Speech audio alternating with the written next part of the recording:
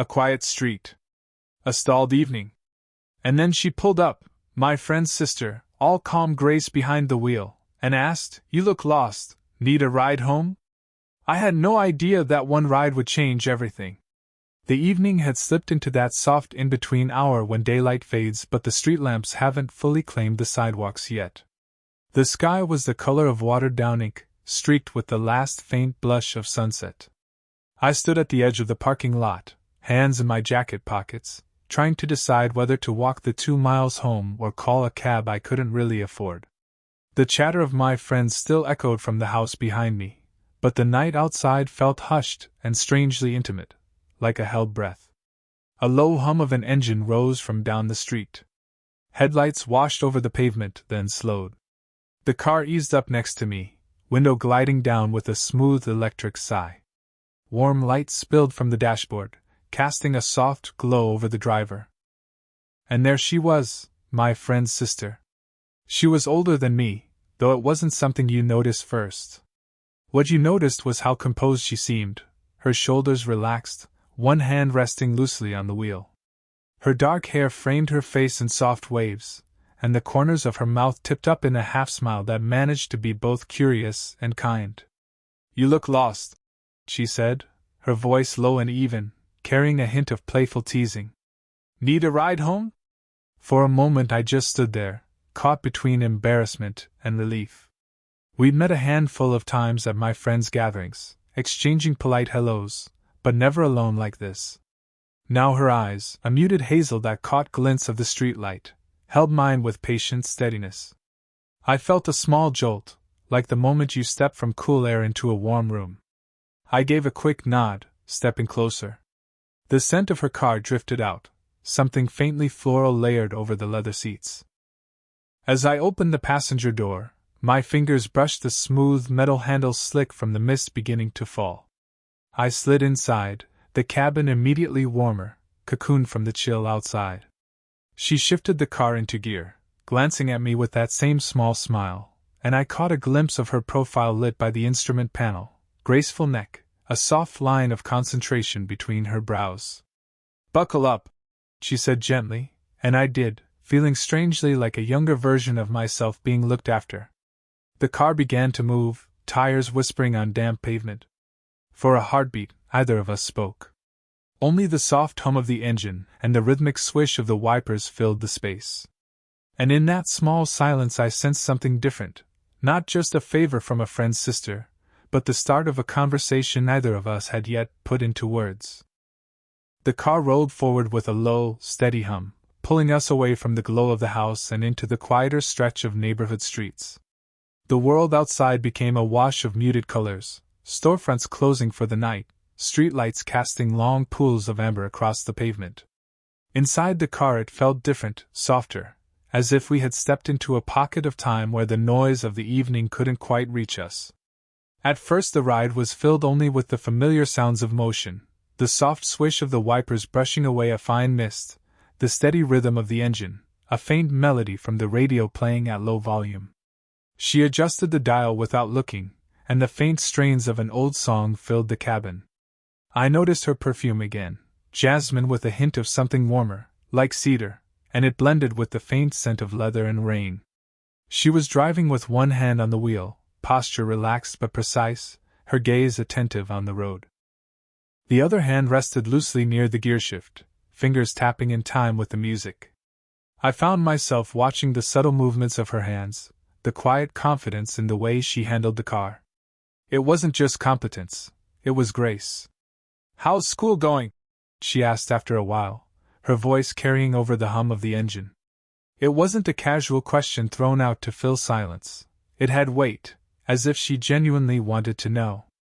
I glanced at her profile, the passing streetlights sliding across her features like brushstrokes, the gentle curve of her cheekbone, the soft line of her mouth. "It's okay," I said. "I'm figuring things out." She nodded, a small sound of understanding in her throat. "It takes time. Don't rush it." Something in the way she said it, calm, assured, made me exhale a breath I hadn't realized I'd been holding. The conversation deepened slowly from there. She asked about my writing, my plans, the places I wanted to see. I asked her about her travels and the people she'd met. She spoke without showing off, sharing glimpses of her life rather than lists. At a red light she glanced at me fully, and our eyes met. The moment was brief, but it left a warmth in my chest that lingered long after she turned back to the road.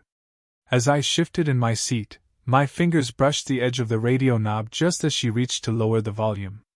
Our knuckles touched, only for a second, light as a spark of static, and we both drew back with a quiet laugh. Outside, the mist had thickened into a soft drizzle, droplets gliding down the windshield like silver threads. Inside, the car felt warmer now, not just from the heater but from something shared, an unspoken ease growing between us, filling the space like a slow tide. The rain picked up, tapping the windshield in a soft, uneven rhythm that made the world beyond blur into watercolor streaks. Inside the car, though, everything felt clear. The air smelled faintly of damp asphalt mixed with her perfume. The heater gave off a gentle warmth that brushed against my knees. I sat angled slightly toward her without meaning to, my shoulder almost grazing the edge of the seat between us. We had slipped from small talk into real conversation without noticing. She told me about places she had seen years ago, when travel felt like a promise, not a luxury, little towns by the coast, late-night trains, a street musician she still remembered because of one song. Her voice went softer when she spoke of regrets, things she wished she'd done differently, people she had lost touch with. There was no drama in her tone, only a quiet honesty that felt rare. I found myself telling her things I didn't usually share, how I sometimes felt like I was drifting, how I worried about disappointing the people who believed in me. My words came halting at first, then steadier under her attentive silence. She didn't rush to fill gaps, she let the pauses stand like spaces where trust could grow. At a stoplight she glanced over, her hazel eyes catching the glow of a neon sign outside. In that flicker of color, I noticed the faint line of a smile tugging at her lips, more reassuring than any answer she could have spoken. For a heartbeat it felt like she saw me, not just as her brother's younger friend, but as someone trying to find his way. The city slid by in soft fragments, a bakery closing for the night, a cyclist under a poncho, the smell of wet earth drifting through a cracked window. Streetlights strobed across her profile, the curve of her cheekbone, the small crease between her brows when she listened intently. Each flash left an imprint, like a series of still photographs I'd want to keep. She reached for the wiper control and our sleeves brushed, fabric against fabric, a faint warmth through the damp chill. It was nothing, a moment of contact, but it sent a quiet awareness through me. I shifted slightly, and she smiled again, eyes still on the road. By then the cabin felt almost like a cocoon, muted world outside, low music playing, two voices weaving a small, shared space. What had started as a simple ride was turning into something else, a drifting conversation laced with glances, small gestures, and the sense of standing at the edge of a deeper connection neither of us wanted to name just yet. The drizzle had deepened into a steady rain by the time we reached the outskirts of town. Wipers moved back and forth with a quiet insistence, their rhythm almost lulling. Headlights shimmered on the slick pavement, breaking into long ribbons of white. She leaned forward slightly, peering through the streaked windshield, then gave a small shake of her head and smiled at me as if to say, "This weather has its own plans." "There's a lookout a little ahead," she murmured. "I usually pull over there when it rains like this." Her voice held that practical calm again, but underneath it I caught a hint of anticipation, like she welcomed the pause. I nodded, and she guided the car up a gentle incline bordered by dark trees. The world grew quieter, except for the rain's patter and the muted thrum of the engine. When she eased the car to a stop, the view beyond the windshield was just shapes and mist, rooftops blurred below, the city's lights smudged into a soft glow. Inside the car, everything felt closer. She turned off the wipers but left the heater on low. A warm breath of air drifted over us. Droplets streaked down the glass, racing each other, and the windows began to fog at the edges, cocooning us further from the world outside. We sat for a moment without speaking. The quiet wasn't awkward, it felt like a space opening up. Her hands had slipped from the wheel to rest in her lap, fingers loosely interlaced.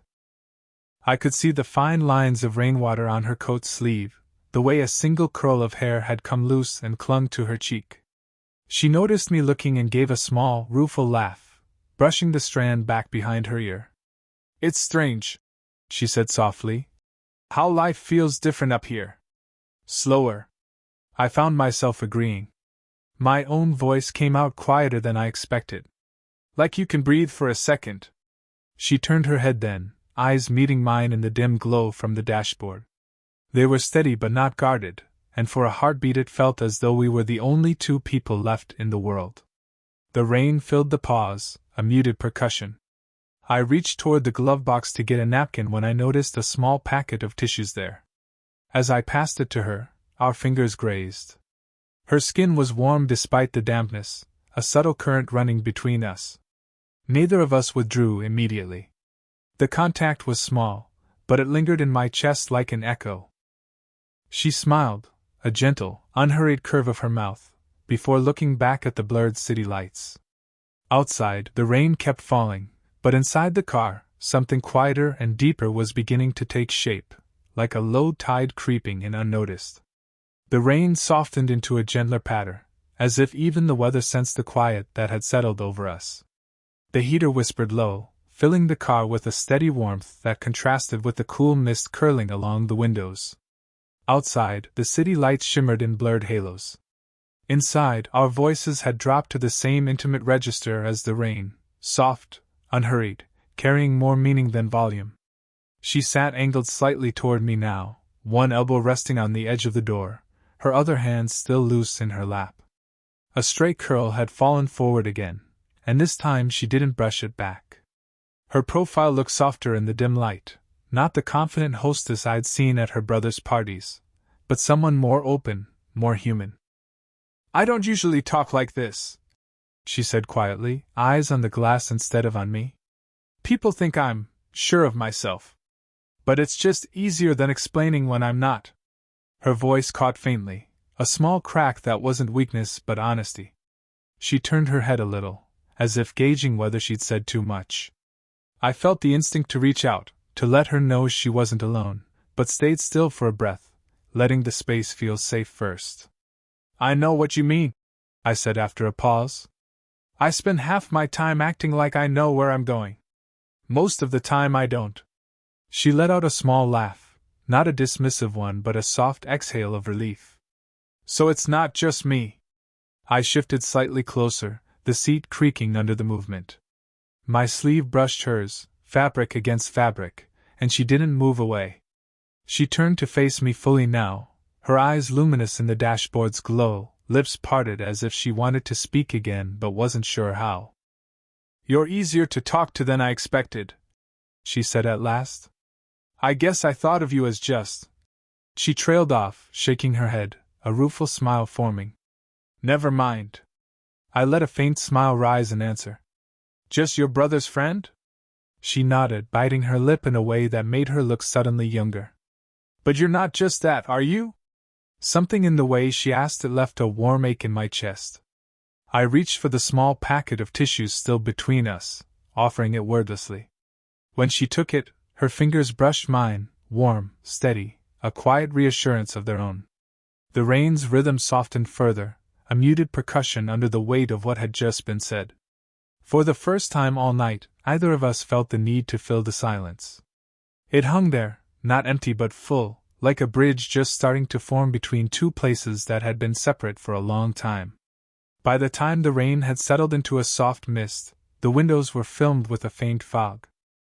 Streetlights below glowed like pale stars through the glass. The heater hummed quietly, and the music on the radio had faded into a low instrumental piece, almost like a soundtrack to the moment. We were both angled slightly toward each other now, our bodies unconsciously mirroring the closeness of our conversation. She had been tracing tiny circles on the edge of the tissue packet without noticing. The gesture was absent-minded but tender, like she was thinking about something she couldn't quite say aloud. I felt a small pull in my chest, the kind that makes you want to reach across a space and close it. I shifted, leaning forward to adjust the vent, and a damp lock of hair slipped loose across my forehead. She noticed immediately. Without a word, she reached out, fingers brushing lightly at my temple to move it back. The touch was simple, almost casual, but the warmth of her palm lingered far longer than it should have. Her thumb hovered near my hairline for an extra heartbeat before she pulled back, a faint color rising to her cheeks. "I'm sorry," she said softly, as though she had crossed a line. "You don't have to be," I answered, my voice low. It came out more like a confession than reassurance. Her hand rested in her lap again, but now her fingers were curled loosely, as if they still remembered the feel of my skin. I could smell her perfume more distinctly, a hint of jasmine, now mixed with the cool scent of rain sneaking in through a slightly cracked window. My heart had slowed into an unfamiliar rhythm, steady but heavy, like a drumbeat waiting for a signal. We sat like that for a while, the space between us charged but not uncomfortable. Her eyes met mine, and for once she didn't look away. In that steady gaze, there was something unspoken, an acknowledgement of what had been building since the moment she'd pulled up beside me. Neither of us tried to name it. We simply let it be. She drew in a small breath, breaking the silence gently. "We should probably get you home," she said, but the words held no urgency. "Yeah," I murmured. "Probably."